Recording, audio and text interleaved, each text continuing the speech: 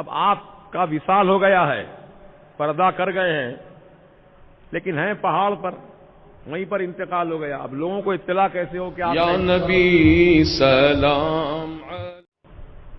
اس لیے حضور محدث اعظم ہند رحمت اللہ علیہ نے کیا خوب ارشاد فرمایا، یا رفیقی اتق اللہ، اے میرے دوست تو اللہ سے ڈر. اس کا مطلب یہی ہے، یا رفیقی اتق اللہ، اے میرے دوست تو اللہ سے ڈر. لا خوف علیک، جب تو اللہ سے ڈرنے والا ہو جائے گا نا تو پھر تجھ پر کوئی خوف نہیں ہوگا، کیونکہ تیرے دل میں اللہ کا خوف ہے تو ہر چیز تجھ سے ڈرے گی، تو کسی سے نہیں ڈرے گا سوائے اللہ کے. یا رفیقی اتق اللہ لا خوف علیک، تجھ سے سب ڈر جائیں گے تو اللہ سے ڈر کے دیکھ. تجھ سے سب ڈر جائیں گے تو اللہ سے ڈر کے دیکھ. غوث کو یا غوث کہتے کہتے ہو جاتے ہیں غوث، یا غوث کہنے والا بھی غوث بن جاتا ہے غوث اعظم کی نگاہ کرم سے. غوث کو یا غوث کہتے کہتے ہو جاتے ہیں غوث، اور خواجگی مل جاتی ہے تو خواجہ کا دم بھر کے دیکھ. تو یہ ہے معاملہ، اللہ سے ڈرو. تمام بزرگان دین کا یہی وتیرہ رہا، وہ اللہ سے ڈرے، کسی سے نہیں ڈرے، نہ سانپ سے، نہ بچھو سے، نہ شیر سے، نہ ببر سے، نہ چیتے سے، نہ تلوار سے، نہ بم سے، نہ دھماکے سے. کسی چیز کا خوف ان کے دل میں نہیں تھا، نہ بادشاہوں کا خوف تھا، نہ ان کے دلوں میں کسی ظالم کا خوف تھا، نہ پہلوان کا خوف تھا، کسی کا خوف نہیں تھا. خوف اگر تھا تو بس اللہ کا خوف تھا. یہ راز کی بات ہے، اس کو میں نے ظاہر کر دیا ہے قرآن کی روشنی میں. اب اپنے دل میں خوف خدا آباد کر لو. تمہارا چہرہ جو دیکھے گا وہ ڈر جائے گا، تمہارا چہرہ جو دیکھے گا ڈر جائے گا، مگر تمہارے دل میں اللہ کا خوف آباد رہے تو پھر کوئی غم نہیں ہے، کوئی فکر نہیں.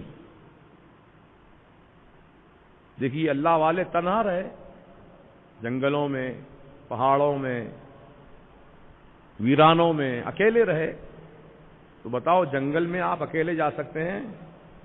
آج کے دور کی بات کر رہا ہوں، جائیں گے؟ نہیں. اگر جانا بھی ہوا تو 4 دوستوں کو ساتھ لے کر جائیں گے. جائیں گے تو پورے ساز و سامان کو ساتھ لے کر جائیں گے، ہتھیار ساتھ لے کر جائیں گے، روشنی ساتھ لے کر جائیں گے، سواری ساتھ لے کر جائیں گے. جنگل میں جا رہے ہیں آپ. لیکن اللہ والے نہ سواری ان کے پاس تھی، نہ کوئی ہتھیار تھا، نہ کوئی روشنی ساتھ تھی ان کے، ظاہری مادی روشنی، نہ کوئی دوست احباب ان کے ساتھ تھے. اکیلے چلے گئے جنگلوں میں، پہاڑوں میں، سمندروں میں، جہاں اللہ کا حکم ہوا جانے کے لیے ان کو وہ چلے گئے. وہاں جا کر کے وہ اللہ اللہ کرتے رہے. اور پھر اللہ تعالیٰ کے کرم سے ایک زمانہ ایسا آیا کہ ان اللہ والوں کے پاس مخلوق خدا آنے لگی، تو آپ نے اپنے فیض سے ان کو نوازا.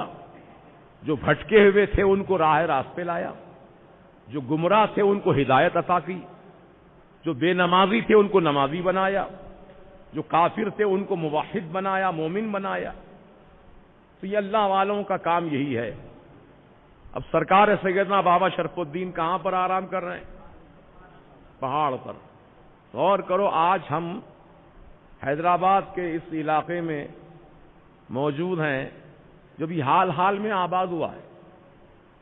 پہلے کیا تھا ہوں گا؟ جنگل، راستہ تھا بنا ہوا، لیکن دونوں طرف دیکھو جھاڑی پہاڑی، کوئی آبادی نہیں تھی، چہل پہل نہیں تھی. ایسے عالم میں سرکار بابا شرف الدین سہروردی اس پہاڑ پہ تشریف رکھے، اللہ اللہ کہتے رہے، ذکر خدا میں ڈوب گئے. پھر ایک وقت آیا کہ مخلوق خدا ان سے قریب ہونے لگی، تو آپ نے ان کو پیغام ہدایت دیا. یہاں تک کہ جب آپ کا وصال مبارک ہو گیا، اب آپ کا وصال ہو گیا ہے، پردہ کر گئے ہیں لیکن ہیں پہاڑ پر، وہیں پر انتقال ہو گیا. اب لوگوں کو اطلاع کیسے ہو کہ آپ کا انتقال ہوا ہے؟ کیسے جنازے کی نماز پڑھیں؟ کیسے تیاری کریں آپ کی؟ تو آپ خود نیچے تشریف لائے. انتقال کے بعد نیچے آ کر کے 2-4 لوگ جا رہے تھے، ان سے کہا کہ دیکھو بھائی، وہاں پہاڑ پر کسی اللہ کے بندے کا انتقال ہو گیا ہے،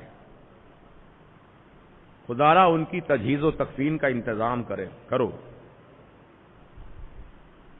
یہ کہے اور آپ غائب ہو گئے. تو جو لوگ تھے جو سنے تھے حال، وہ اور لوگوں کو اکٹھا کیے اور جا کر کے جب دیکھا تو وہی حضرت ہیں جو آ کر کے اطلاع دے کر گئے تھے. یہ اللہ والوں کے لیے کوئی مشکل نہیں ہے. حضرت صابر پاک کلیر شریف میں جو آرام فرما رہے ہیں، ان کے مرید نے ایک سوال کیا تھا، حضور فنا کیا ہے، بقا کیا ہے؟ مجھے بتائیے. مرید اپنے پیر سے پوچھا فنا و بقا کیا چیز ہے بتائیے. تو کہا کہ جب میرا انتقال ہو جائے گا تب تجھے اس کا علم حاصل ہوگا، فنا و بقا کیا ہے. چنانچہ حضرت صابر پاک نے فرما دیا انتقال سے پہلے کہ میرا جنازہ جب تیار کر کے رکھ دینا تو کوئی تم میں سے جنازے کی نماز نہیں پڑھائیں گے، تم میں سے کوئی مرید نہیں بڑھے گا آگے، بلکہ ایک گھوڑ سوار آئیں گے، گھوڑے پہ سوار ہو کر، ان کا ایسا حلیہ ہوگا، امامہ باندھے ہوں گے، اس طرح سفید رنگ کے کپڑے پہنے ہوں گے، وہ آئیں گے اور وہ جنازے کی نماز پڑھائیں گے. چنانچہ جب حضرت کا جنازہ رکھا ہے سامنے اور وہ گھوڑے پہ سوار ہو کر تشریف لائے، کیونکہ نقاب باندھے ہوئے تھے، چہرہ مکمل نظر نہیں آ رہا تھا، آپ آئے اور جنازے کی نماز پڑھائی. جب پلٹ کر جانے لگے تو وہی مرید جس نے سوال کیا تھا فنا کیا ہے، بقا کیا ہے، وہی مرید جو گھوڑے پر جا رہے تھے بزرگ، ان کے پیروں کو پکڑ لیا. کہا حضور آپ کون ہیں؟ آپ کہاں سے آئے؟ جنازے کی نماز آپ نے میرے پیر و مرشد کی پڑھائی، آپ ہے کون؟ تو وہ گھوڑے پہ جو سوار تھے بزرگ، انہوں نے اپنے چہرے سے نقاب ہٹایا تو دیکھا تو وہی پیر صاحب ہیں، صابر پاک ہیں. مرید پریشان ہو گیا، کہا حضور آپ، پھر وہ جنازہ کیا ہے؟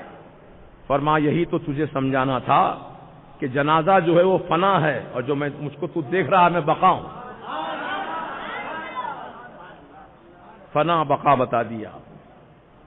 تو فانی فی اللہ جو ہوتا ہے وہ باقی باللہ ہوتا ہے. یہ بات ہے راز کی. وہ منزل اتنی آسان نہیں ہے، مگر بہت ہی قربانیاں ہیں، بہت قربانیاں ہیں اس کے لیے.